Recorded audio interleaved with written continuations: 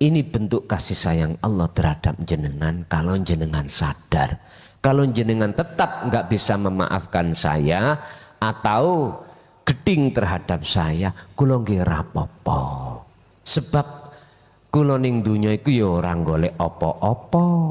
Ngoten to. Saya diletakkan di sini itu tidak mencari apa-apa. Karena saya juga bukan siapa-siapa. Makanya bener wong Jawa iku dawuh nang anake ketika anaknya berangkat lunga golek pengupo jiwa ning luar negeri. Nak, tak dongakno ra ono apa-apa. Akhire mulih ya ora oleh apa-apa. Lho ngaten lho niki wis bener.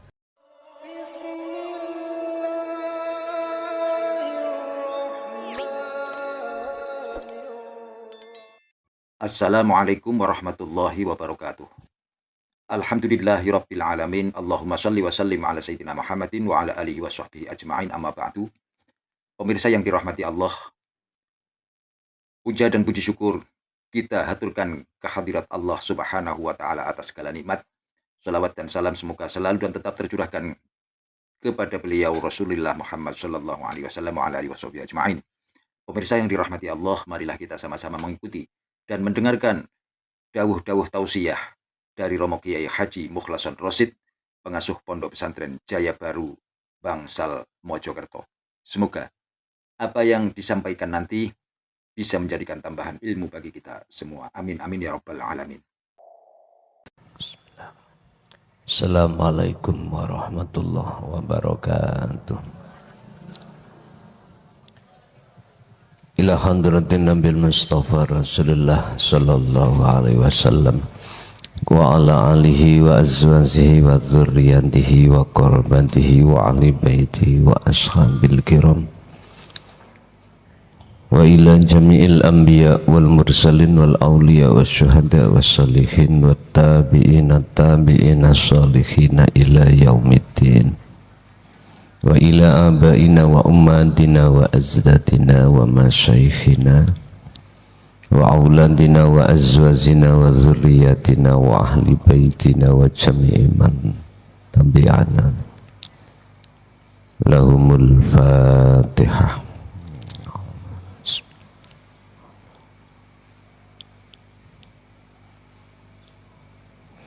Bismillah, alhamdulillah, la khawla wa la quwwata illa billah.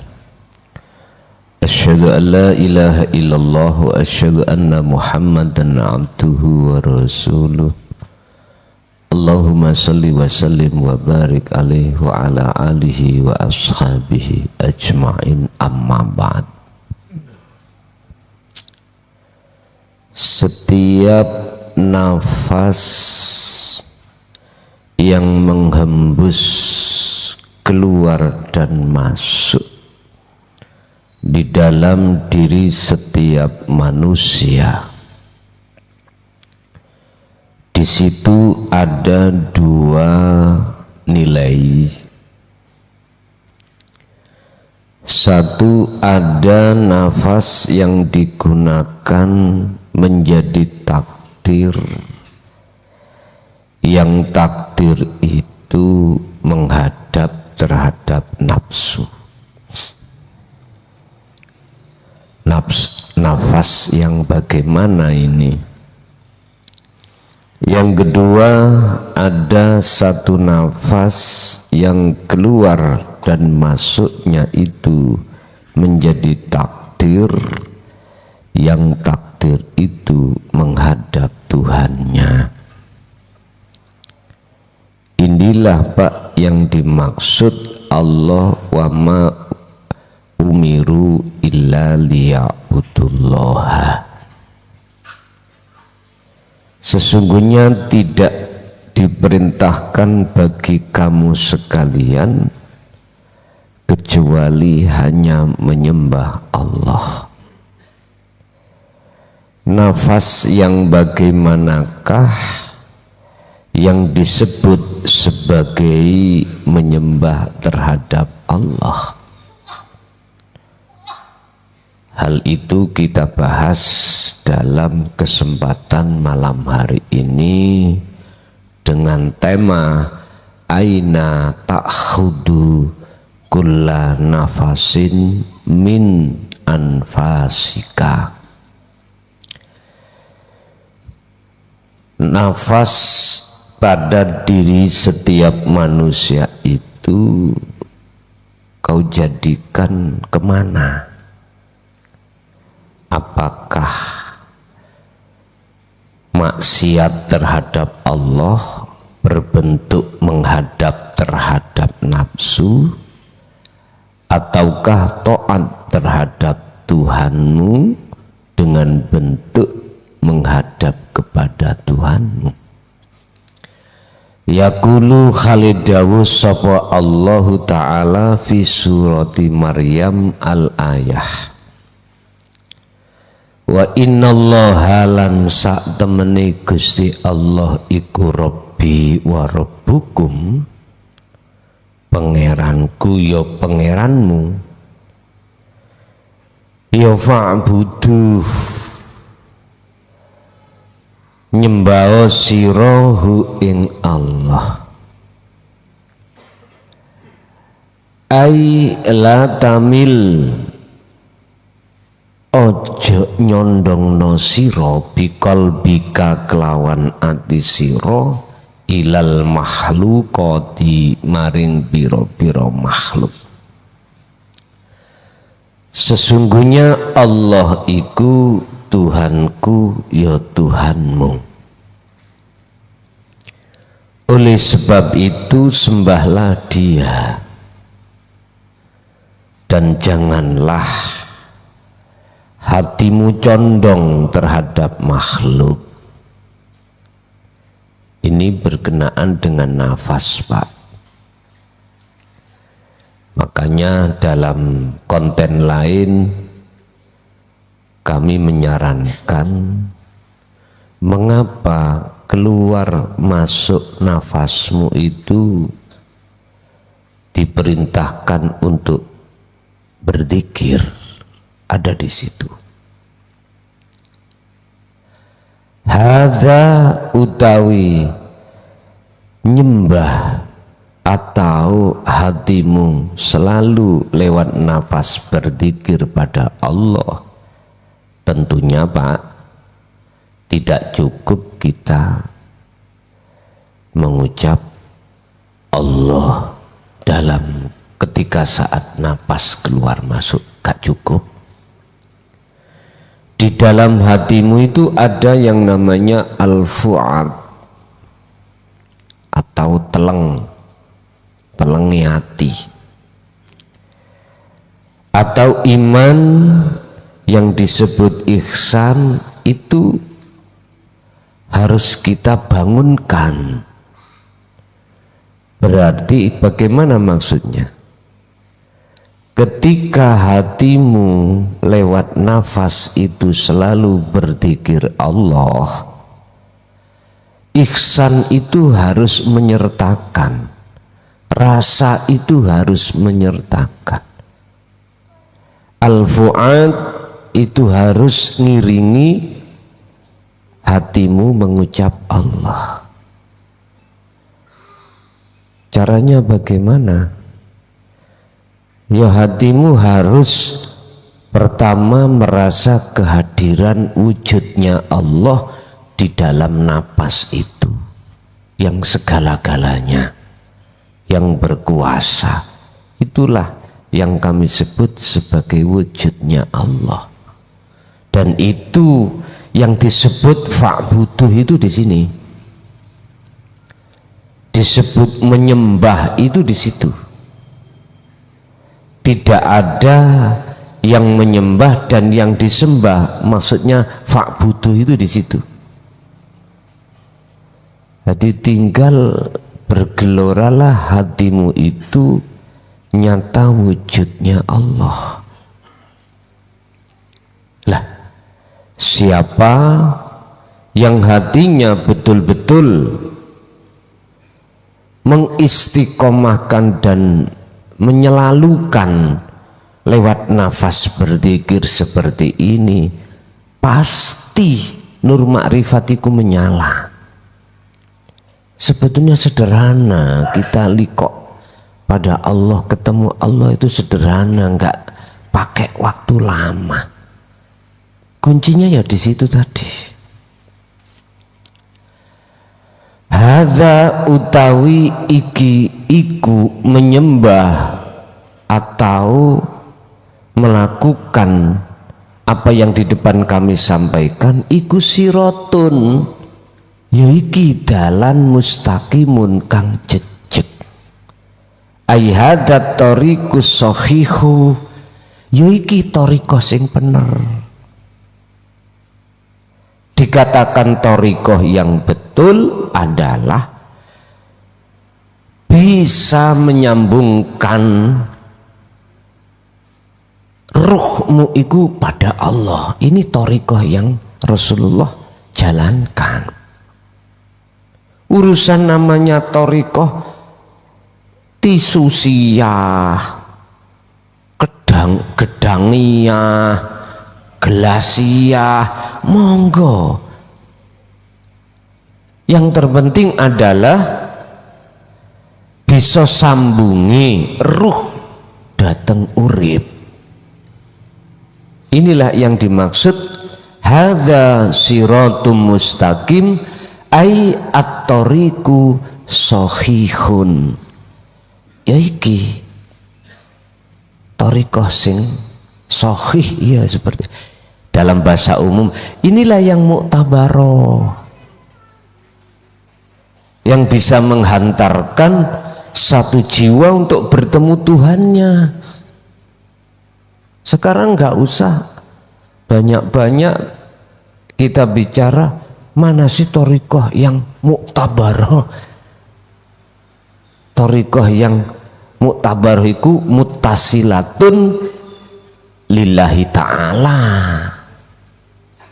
bukan muttasilatun ilal makhlukoti. Boten. Kebanyakan kan bicara sanad kan mentoknya Kanjeng Nabi, beda sanad. Disebut thariqatun muktabaratun iku muttasilatun ilan Nabi, kebanyakan ngoten. Sanadnya itu sanaduha muttasilatun ilan Nabi, kebanyakan gitu. Terus kebanyakan kalau kepada makhluk kita nggak terasa terjebak di dunia karomah. Ini sebetulnya apa yang dikatakan Rasul dalam satu hadis, sallu kama ra'aitumuni usolli. Salat ikut thariqah. Bersuluklah, kalau saya menerjemahkan hadis ini, kalau bahasa umum sholatlah, bersuluklah wahai si salib seperti bagaimana kau melihat aku suluk. Suluknya Kanjeng Nabi ya mesti wusul. Makanya perlu kami sampaikan kunci di dalam si salib ketika suluk. Urusan jalan thariqah Anda terserah apapun. Yang disebut sebagai thariqatun shahihatun iku mana? Thariqah jalan yang bener iku sing piye? Ya sing nderek Rasulullah, sing persis carane Rasulullah. Karena apa? Mutasilatunnya itu tali sambungan itu langsung nang Allah. Lah, oleh karena kita menghadapi masyarakat umum, akhirnya saya bicara tentang sanad. Sanate dari A, B, C, D sampai Z. Betulkah prakteknya seperti itu? Jangan-jangan itu hanya kita buat sebagai dalil aja, pedoman aja, sementara praktek laku kita ketika suluk di dalam thariqah 1, 2, 3 dan seterusnya itu nggak nyambung-nyambung nang Gusti Allah. Ini kita harus curiga terhadap nafsu kita. Mengapa? Ndak wusul-wusul itu mengapa? Jadi kami buka kuncinya di depan tadi itu. Nggak pakai lama. Sing sak jam, 2 jam, ora.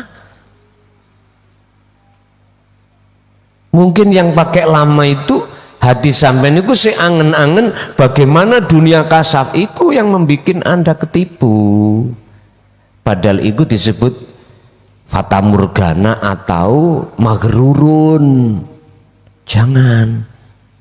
Sebab mohon maaf, selagi di dalam hatimu ketika suluk itu masih merasa dirimu yang suluk,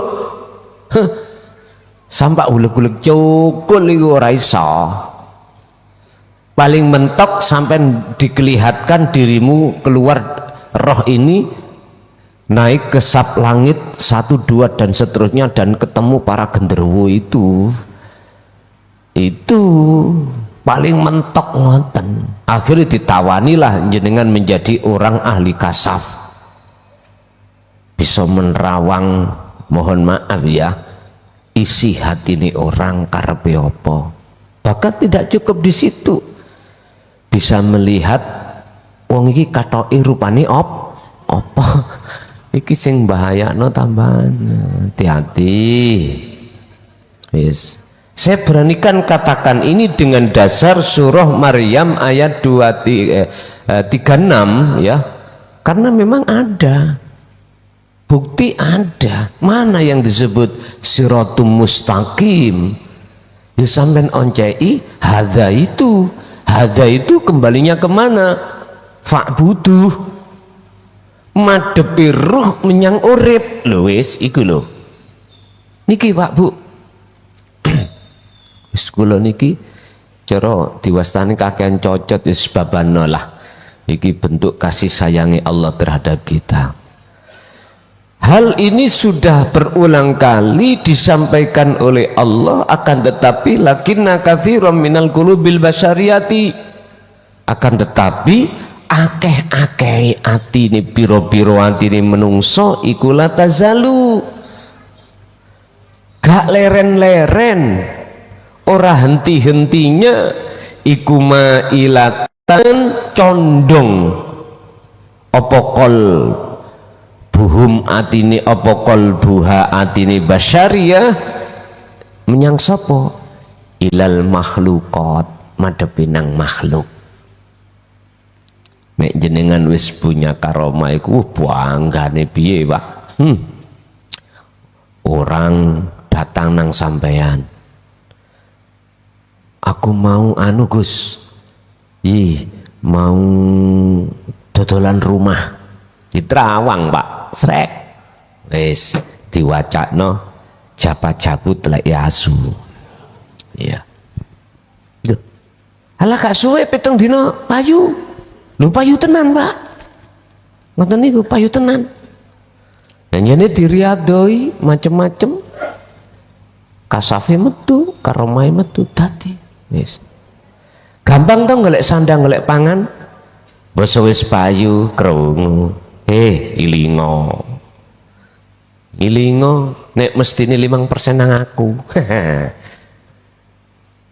Dobol ini. Mudah toh Pak? Estu. Dituruti ya nang Allah. Dituruti ngene, dituruti ngono, dituruti nang Gusti Allah. Yes, memang gitulah. Dunia kasaf itu mudah untuk mencari maisatu dunia. Padahal mewai maisatu dunia itu tidak bisa menjadi ukuran. Hati kita nyaman itu raiso. Ukurannya hati yang nyaman itu ketemu Allah. Titik. Kalau ini tetap kau biarkan, apa akibatnya? Fatakunu mongkono opo al akibatu akibate iku antab koyen to tetep sapa sira abdan kelawan dadi budak lisahwati maring nafsu. Ya udah, ya iki kita menjadi budaknya hawa nafsu, sehingga tandanya nafas keluar masuk mesti takholi, mesti sini makhluk, ruh iki ngadepnya kepada makhluk, dikatakan begitu. Ya wis terserah. Ya kulu kali dawuh sapa Allah fi suratil Furqan al ayah ayat 43. Ara'aita man ittakhadha ilahahun hawahu. Ara'aita ana to ngerti sira Muhammad man ing wong ittakhadha kang dadekake ngalap sapa man hawahu ing hawa nafsune man dadekake ilahahun kelawan dadi pangeran. Tahukah kau Muhammad siapa yang menjadikan hawa nafsunya sebagai Tuhan? Ini nggak main-main Pak, ini Pak. Ayat ini memang jarang dibuka di tengah-tengah masyarakat. Walaupun pahit tetap saya katakan. Siapa yang menjadikan nafsu sebagai Tuhannya? Itu tadi kembali ke depan tadi. Merekalah yang setiap napasnya itu dibarengi takdir takholi, dibarengi takdir hatinya itu menghadap makhluk imannya. Contoh, ini termasuk menghadap makhluk. Kita di tengah-tengah ngaji ini dihadapkan Allah, suara yang membisingkan, jatuhnya hujan, air itu makhluk. Nah, hati kita punya iman, hasil suara yang menjadikan bising itu. Hati kita beriman terhadap makhluk berupa air. Nah, inilah orang-orang yang menjadikan nafsu itu sebagai Tuhan. Ini di luar kita. Terus di dalam diri kita sama. Apa? Yes, ketika kita itu melakukan apapun, terus dalam hati itu condong hati kita itu beriman bahwasanya kita makhluk inilah yang bisa melakukan, yang memiliki perilaku adalah makhluk ini. Nah, inilah yang kumaksud, berarti ruh ini condong menghadapnya terhadap makhluk. Bon. Fa'anta mongko khali utawi sira Muhammad iku takunu nopo sapa sira alaihi ngatasi man iku wakilan dadi pelindungi. Apakah pantas Muhammad kamu menjadi pelindungnya mereka? Artinya apa Pak? Jenengan yang sudah mengerti yang disebut sebagai fa'buduh tadi, apakah jenengan akan membiarkan keluarga Anda itu terus menerus menyembah nafsu? Maksud daripada fa'anta takunu alaihi wakilan itu dikembangkan, apakah kau biarkan mereka itu untuk menyembah nafsu?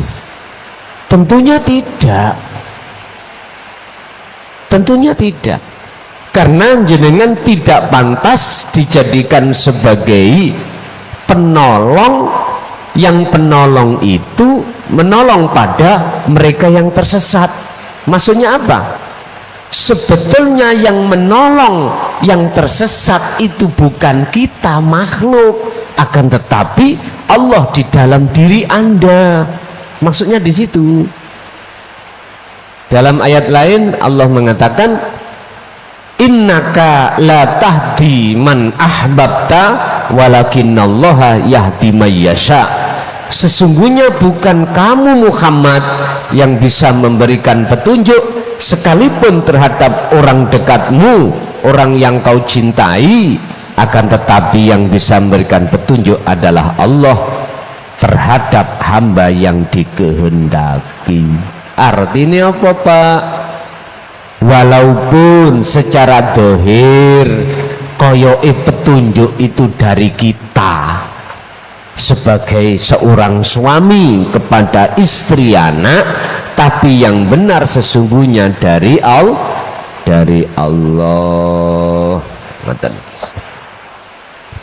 Yaqulu, juga dawuh sapa Allah fi suratil Jathiyah ayat 23.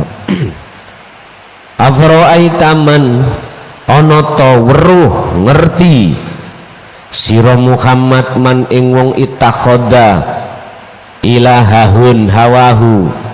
Apakah kau mengerti Muhammad bahwasanya orang-orang yang menjadikan nafsu sebagai Tuhannya, wa adallu lan ngejarake sesat hu ing man sapa Allahu Gusti Allah ala ilmin ing atase ilmune. Wis, tahukah kaum Muhammad bahwasanya orang yang menjadikan nafsunya sebagai Tuhan itu dibiarkan Allah tersesat dengan ilmunya. Bentuk ibu ndi? Kita merasa alim, ini Allah biarkan, bahkan Allah tambah itu ilmu biar tambah tebal tutupnya. Kalau melihat seperti ini, koyok-koyoknya percuma kita berilmu lah, gitu dah. Koyok-koyoknya, kayak-kayaknya. Padahal ilmu adalah sebuah alat sebagai awal proses Anda untuk mendapatkan hidayah. Tapi mengapa kok malah dengan ilmu ini kita akan disesatkan Allah? Yahjubuhum bi'ulumihim. Sebab apa, Pak?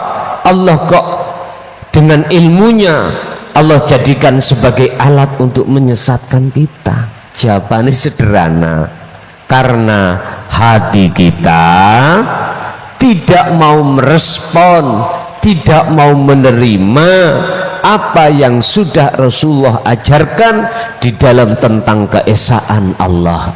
Hanya ini alasannya, cukup sederhana, hanya ini.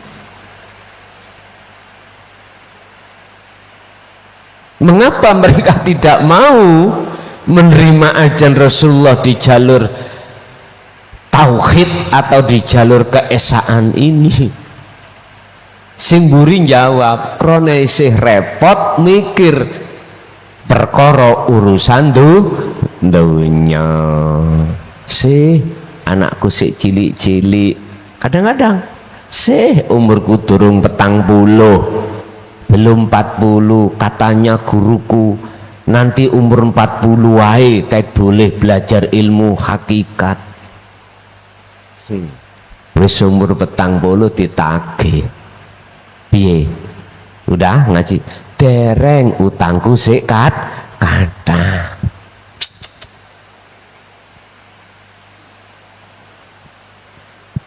Bosa utangnya sudah lunas, ditagih lagi. Piye? Siap? Dereng, anakku isih cilik wis arepe rabi, mengke mau nek bar rabi kula tenang. Wis anake sudah nikah, ditagih maneh, dereng duwe cucu. Wis tapak merantak gak mari-mari. Allah kan sudah katakan alhaakumut takatsur. Jikalau dalam hatimu bermegah-megah dengan kesenangan dunia, itu yang menjadikan kau lalai dengan tujuan yang paling penting kembali kepada Allah, dan ini sampai mati. Naudzubillah. Wis terserah. Sing penting wis dielingno Gusti Allah. Umat manusia ini perkara gatekne apa ora wis kudu urus aku. Wis satu, Allah akan menutupi, menyesatkan hati seseorang dengan ilmunya. Wa khotama, lan ngunci sapa Allah ala sam'ihim ing atase atine wong kuwi. Ala sam'ihim ing atase pendengaran. Pendengarane man maksudnya iki apa? Sampai nek krungu keterangan tauhid sampean anggap iku alergi, ngoten lho. Ning ati gak saweneng, wis ya iku tanda Gusti Allah ngunci pendengaran.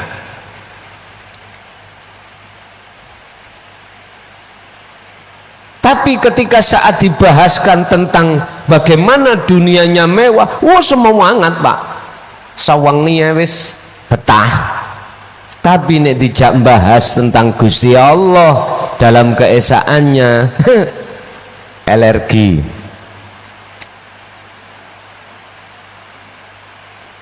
Bahasa syariat ini apa wong-wong iku nek bengi dijak teplek, ngerti teplek utawa judi niku lho, apa jenenge gar apa sing dibuka ditutup dibuka ditutup napa dadu adang gak mateng-mateng nih kok ya, sampai sobo iso lho betah, padahal uangnya sudah habis. Iku sik pikirane aku duwe aset dike jaminan, tapi nek dijak wirid, mohon maaf iki syariat lho ya, dijak maca Quran, dijak sholat, alah 5 menit wis dobol. Iki maksudnya yang seperti itu. Orang yang hatinya sudah dikhotam oleh Allah, ditutup, dikunci oleh Allah, ala sam'ihi atine man pendengaran iman, ketika saat mendengarkan keterangan ilmu tauhid udah ning ati gak sewenang Pak, wis nolak ngoten lho. Iku tondo Gusti Allah ngunci pendengarane. 1, 2, orang ini pasti dijauhkan Allah dari tuntunan tauhid. Wis jadi justru digerojok oleh Allah sistem-sistem ke makhluk. Justru seperti itu. Cara wong sugih ditambahi sugih ambek Gusti Allah. Cara wong nyambut gawe ketemu dalane lho, ngoten lho.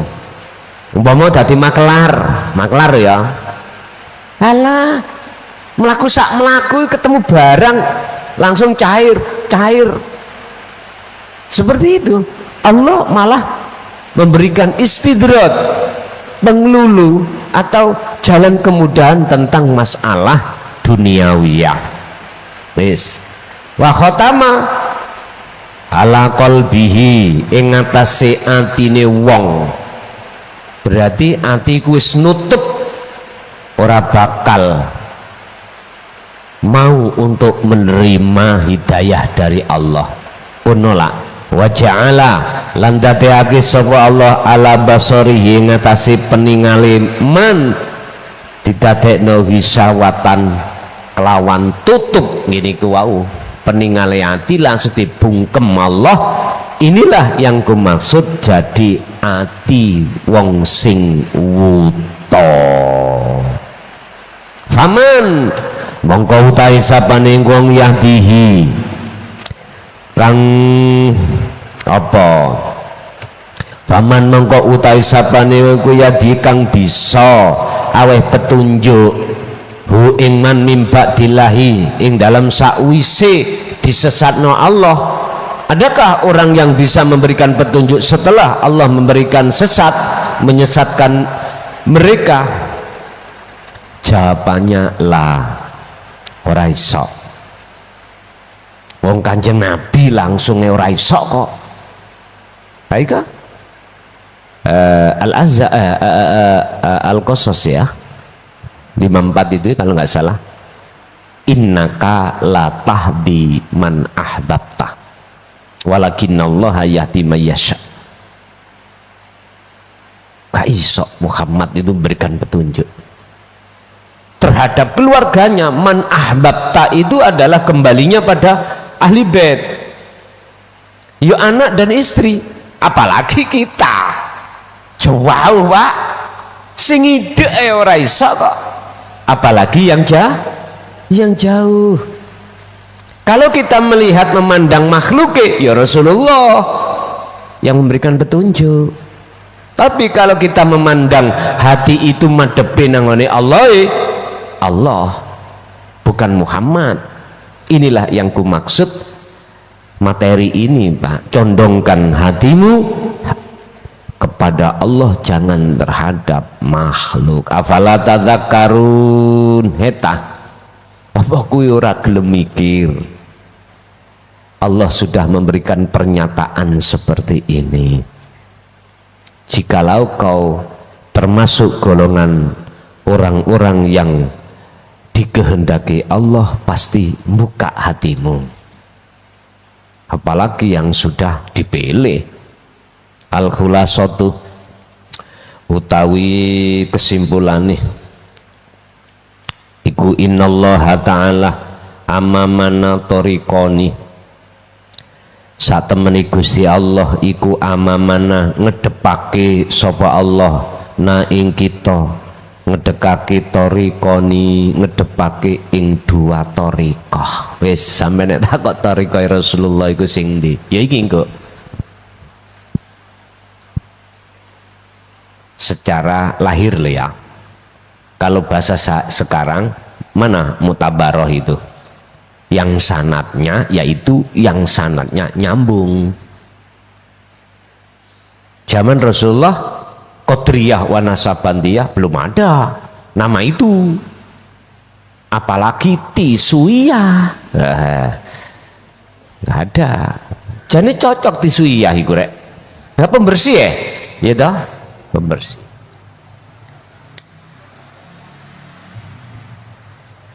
Utawi gombaliyah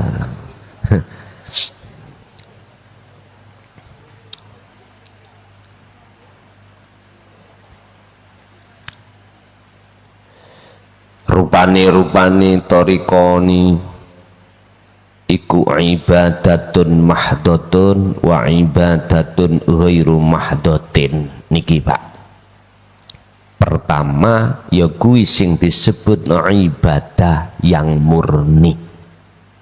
Contoh salat, zakat, poso, haji, ngaji Quran, wis apa wae jenengan, sedekah jariyah, nyantuni anak yatim, nulung, termasuk nulung rondo lho ya.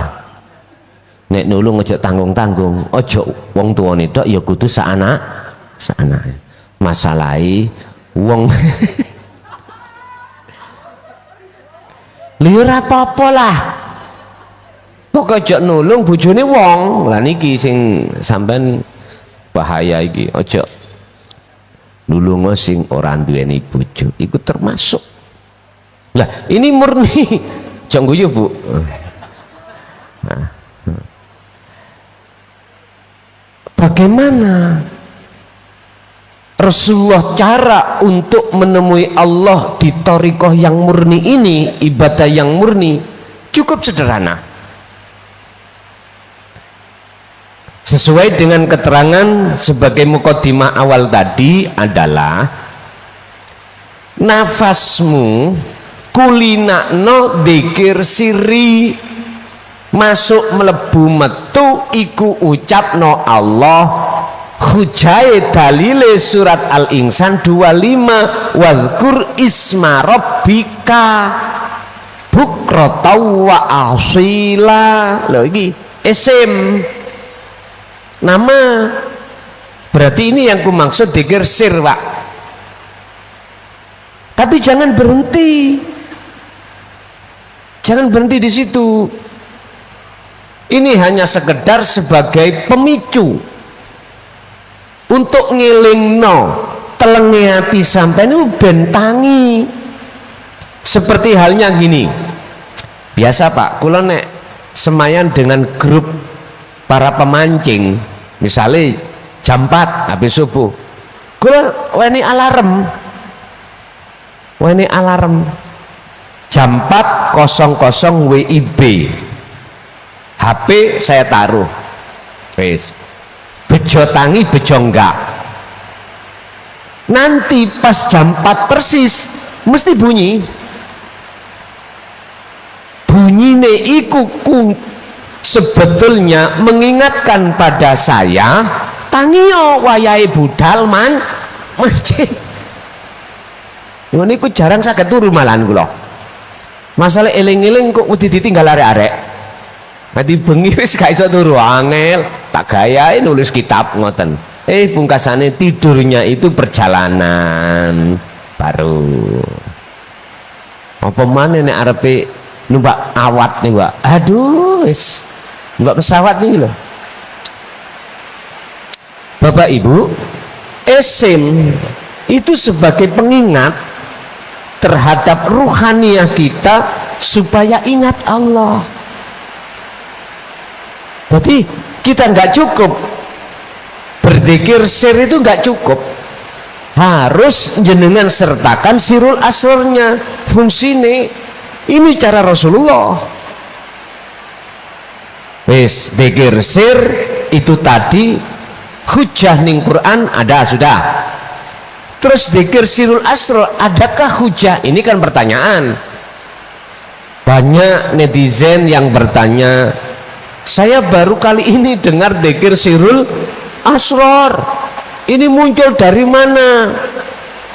Pak nyun sewu, lumrahe anak itu bayi ndugi kandungane ibu toh, niki mboten. Dengan begitu maka mereka timbul pertanyaan, kok umpama anak itu lahirnya dari kandungan ibu, nggak bertanya, karena ini sebagai dalil yang sudah umum, dan ini dalil sing gak umum. Nek dalil siri tadi dzikir siri umum, langsung menyebut isma rabbika, jelas. Oke, sekarang sirul asr yang tidak menyebut, hanya merasa iki sing tak sebut ada bayi tidak keluar dari kandungan, ada bayi lahir yang tidak lewat selangkangan ibu. Ngerti selangkangan nggih? Oke, wis paham sampean. Seperti Rasulullah tidak lewat selangkangan umihi, tidak. Tapi niki pun di sini diceritakne, orang diceritakne. Bapak Ibu, sampai buka surat Al-Anbiya ayat 87. Niku betul memang munine illa anta, la ilaha illa anta. Loh, di dalam anta ini itu siapa? Anda nanti akan bisa melahirkan maksud daripada anta mengandung apa. Anta itu engkau, bahasa umum, panjenengan, kamu. Berarti kalau kita bicara kamu, orang yang kita bicara itu dekat Pak, dekat. Dia, kalau dia jauh, tidak di depan kita. Kalau kamu berarti di depan kita. Apa pengertiannya? Wes, surat ini, ayat ini satu maksud dengan surah Al-Ahzab 41. Niki di situ ada kalimat dikron kathiron. Ingatlah kepada Tuhanmu dengan sebenar-benarnya ingat. Kathiron, yo saukeh-ukeh, sebanyak-banyaknya. Ini yang gak dibuka. Dan inilah laksana seorang bayi lahir tidak dari lewat keselangkangan seorang ibu, tidak lahir dari kandungan ibu. Makanya banyak yang tidak bisa menerima karena tidak masuk akal. Bapak, Ibu, nek wis bahas masalah tentang keesaan Allah, akal iki putuso. Jangan kau ikutkan. Ngeruwet tidak niki. Rawat lho, temenan. Akal bicara ngene, Wak, nyun sewu. Percuma awakmu dikir takun-takun pungkasane yo mangan tretek. Gak duwe apa-apa. Kaya aku ngene iki lho. Ya toh. Giat kerja, sembarang ada, kepingin apapun oke. Kari situ sing durung keturutan, aku gak wani bojoku. Tingkatane sama presiden, Pak, wong sing paling diwedeni bojone wis ta. Kiai peplei iku kalau wis musuh bojo wis. Nek bojo wis gegem, Pak, wis. Mengikuti ribuan koyok ngono iku tunduk, Pak. Lah brengose wong lanang iki pepleh sak nalika kalau wis musuh garwane dhewe. Ya wis ngono kuwi. Ngono iku jenenge garwa kurang ajar.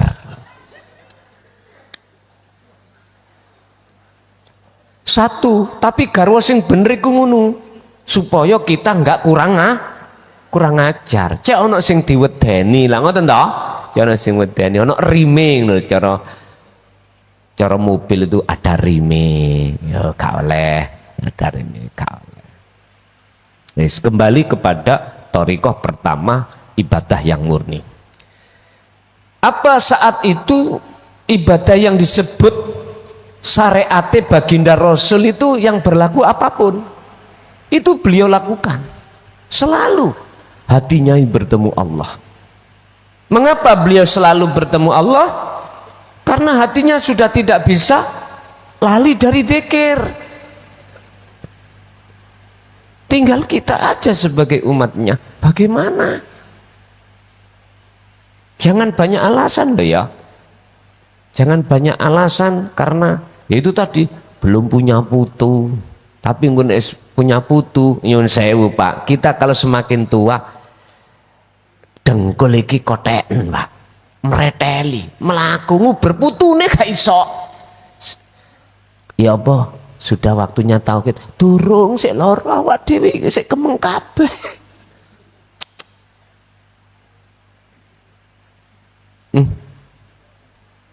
Ya apa ngeten iki? Kapan?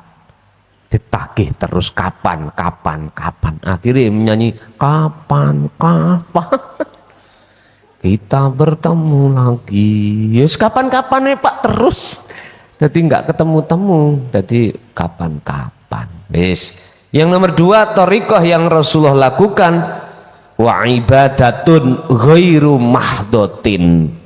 Ngibadah yang tidak murni seperti beliau kerja, numpak kuda, numpak keledai, onta, dahar, apapun itu selalu hati beliau itu menghadap terhadap urip hidup itu. Sederhana toh carane mampun ya iki yang dimaksud surat Maryam tadi, hada siratul mustaqim, yaitu hada at-tariqu as-sahihu. Niki Pak. Terserah sing ono mburi ngomong. Kak taumun ono thariqah mahdoh amah. Ya wis. Sekarang ini Pak, apa sih thariqah? Thariqah jalan. Sebuah jalan yang kita lewati. Sekarang kita melakukan di jalan itu tujuannya kemana? Arahnya kemana? Kita diarahkan kemana? Kalau kita tidak mengerti tujuan yang disebut hakikat, tujuannya adalah menghadap Allah. Mengapa lantas kita itu berbelok arah? Jadi semua fasilitas, aktivitas yang Allah hadapkan terhadap kita itu semua thariqah. Aku nggak bicara thariqah sing di luar itu, ndak. Aku bicara thariqah dari sudut pandang hakikat yang pernah terjadi pada diri beliau baginda Rasul cuman dua, makdoh, wiru makdoh. Ini takok hadis endi? Lah ngoten nggih. Hadis endi? Cara Quran endi? Kalau jenengan akan paham, ada seseorang yang lahir tidak melewati jalan selangkangan orang tua, ibu, mesti, oh ya sudah cukup, begitu. Makanya kami pun tidak ada paksaan supaya apa yang disampaikan ini harus kita ikuti. Ndak. Summa ingkulubana nuli yento sak temene ati kita iku turidu liqa Allah, ngarepake ketemu Allah, amis sahwati ataukah ketemu syahwat nafsu. Artinya lalu bagaimana hati kita? Apakah hati kita berkeinginan untuk bertemu Allah? Apakah bertemu nafsu? Lewat thariqah ini kita ajak kemana hati kita? Kita arahkan kemana? Bertemu Allah kah? Atau bertemu nafsu? Manusia satu dunia ini, Pak, hanya itu. Dibawa kemanakah hati ini? Menghadap Allah kah? Atau menghadap nafsu? Menghadap Tuhan kah atau menghadap nafsu? Semuanya ada di situ. Tapi ingat satu hal, mangkana qalbuhu muta'alliqan bi syahwatihi ya faqad dhalla. Barang siapa yang hatinya itu menghadap terhadap syahwatnya, nafsunya, faqad dhalla, maka tersesat dia. Inilah Pak yang dimaksud dalam keterangan syariat, wong iku nek atine ono sirik, jangan harap bisa masuk surga. Niki maksudnya sebetulnya itu. Sebab ketika saat hati itu menghadap, beriman terhadap makhluk, itu sebetulnya kita sudah menyekutukan Allah. Ini sapa sing ngaji? Biasa koi wong sing duwe pangkat lurah, kepala desa, padahal digawe condro ae klason lho ya dah, wis iku wis sirik san. Lah tabrakan dengan ayat innaka latahdi man ahbabta. Tadi saya katakan sing sapa wonge apa qalbuhu atine man iku muta'alliqon, mangkana qalbuhu muta'alliqon. Muta'alliq itu adalah hubungan, berarti depan, ya. Muta'alliqon terhadap siapa? Bisahwatihi, nafsu man ya faqadallah. Jawabani maka dia dikatakan orang-orang yang tersesat di mata Allah. Walaupun jenengan kali kula nu ahli ibadah, ahli maca Quran, ahli maca kitab, ahli wirid. Semalam Pak, subhanallah, alhamdulillah, iku sampai subuh. Ahli iktikaf di masjid. Nemen kula ngomongin nemen. Tapi hatinya dipenuhi oleh makhluk. Inilah yang dimaksud makalah ini, hati yang menghadap terhadap selain sejatine Allah. faqad dhalla, sebetulnya dia tersesat. Tapi yo tidak semuanya orang sopo masjid mesti tersesat. Ono masjid lah. Lah. Nih, ngarepku pasti. Anggitmu ya apa? Khotama ala kulubihi, tondone ati ditutup Allah. Mesti aku ngomong ini mangkel.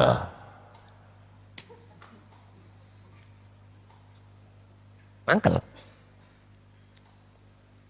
Tapi nek tondo atine iku mau mboten mangkel, nek ati gak mangkel malah ngerespon, oh ya iki sing cocok, berarti tondo ati iku tidak dikunci oleh Allah.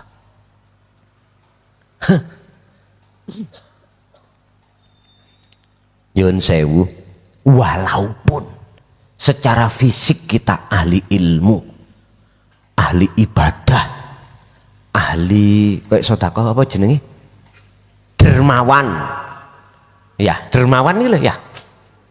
Yes.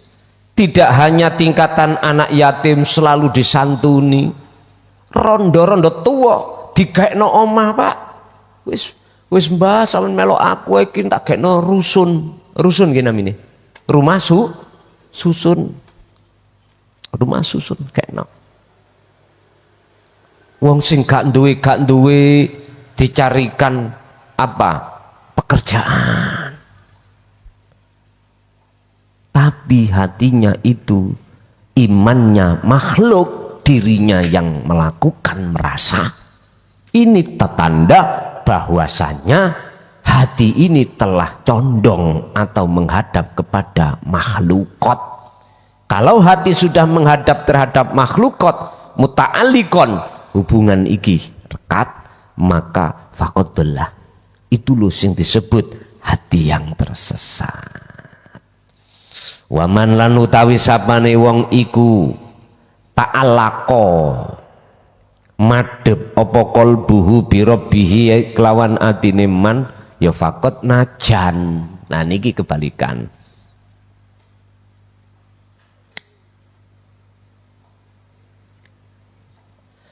Barang siapa yang hatinya itu condong menghadap kepada Tuhannya, maka betul-betul inilah golongan yang disebut Allah golongan yang najan. Najan itu golongan yang selamat. Inilah dalam Al-Quran disebut qalbun salim, hati yang selamat, atau baladan aminan, negara sing aman. Ini yaiku negarane ati aman sangka dene nafsu. Niki untuk menjadikan keadaan negara yang aman seperti ini Bapak Ibu yo gak mudah, gak semudah kita membalikkan tangan. Bahasa akal ya, bahasa akal. Bahasa kita secara sistem harus terus menerus kita birriyadati wal azkar, riyadoh dan berzikir terus. Wis gak ngereken urusane wong liya, wis gak ngereken urusan dunya, wis gak ngereken nanti. Cukup ngereken urusan bagaimana alam muraqabah iku buka langsung masuk ke alam musyahadah. Mung niku tok. Dengan resep akses untuk masuk karcis, untuk masuk di musyahadah sudah Allah kasih. Tinggal jenengan kali kula gelem gak mlebu. Mereka di situ ada penjaga, Pak. Sampe nek gak nggo karcis ditonton. Torek kamu apa? Oh. Kok gak cocok? Ndi karcismu? Mboten enten. Balik. Sampe mlebu nggawa karcis, satpame ngomong ditonton ben keasliane. Tisu siang. Mlebu. Aman. Tisu niku kan fungsinya kang membersihkan, Pak. Iku tazkiyatun nufus. Berarti mana dzikir yang membersihkan keakuan pengakuan makhluk itu mana? Ternyata jawabannya adalah sirul asrar. Oke, yang di luar mengatakan boleh Gus, saya sebut dikir sirul asrar itu dikir tisu siah. Monggo, saenak panjenengan. Oh nama kok lapo sih bingung-bingung ambek nama. Bapak Ibu hadirin jamaah rahimakumullah. Malam hari ini walaupun pahit kurasa aku sampaikan terhadap kelompok-kelompok yang belum mensukai tentang thariqah Rasulullah, mohon maaf sekali lagi. Kami sampaikan hal ini semata-mata Allah, bentuk kasih sayangi Allah terhadap kita. Sebetulnya itu. Ingat, tadi sudah dikatakan qadallah. Orang itu sekalipun ahli ibadah, ahli ilmu, selama dia itu masih merasa dirinya, maka mereka nggak merasa kalau dirinya itu faqadallah, dia tersesat, hatinya tersesat. Makanya dengan begitu, jikalau malam hari ini tadi banyak yang tersinggung, kami mohon maaf secara manusiawi ya. Tapi saya nggak bisa nahan Pak, saya nggak bisa nahan. Saya wajib sampaikan ini. Saya wajib sampaikan ini karena ada kaitannya dengan apa selama ini kami sampaikan tentang tauhid. Jadi lebih-lebih yang sudah merasa jadi tokoh, panutan, estu, saya mohon maaf. Ingat, ini bentuk kasih sayang Allah terhadap jenengan kalau jenengan sadar. Kalau jenengan tetap nggak bisa memaafkan saya atau geding terhadap saya, kula nggih rapopo. Sebab kula ning dunya iku ya ora golek apa-apa. Ngoten to. Saya diletakkan di sini itu tidak mencari apa-apa. Karena saya juga bukan siapa-siapa. Makanya bener wong Jawa iku dawuh nang anake ketika anaknya berangkat lunga golek pengupo jiwa ning luar negeri. Nak, tak dongakno ra ono apa-apa. Akhire mulih ya ora oleh apa-apa. Pemirsa yang dirahmati Allah, begitu tadi uraian ilmu dari Gus Mukhlason Rosid. Semoga apa yang didawuhkan dan disampaikan tadi bisa kita ambil manfaatnya dan kita amalkan, yang akhirnya amalan ibadah kita akan menjadi sempurna. Demikian dari kami, kurang lebih mohon maaf. Wassalamualaikum warahmatullahi wabarakatuh.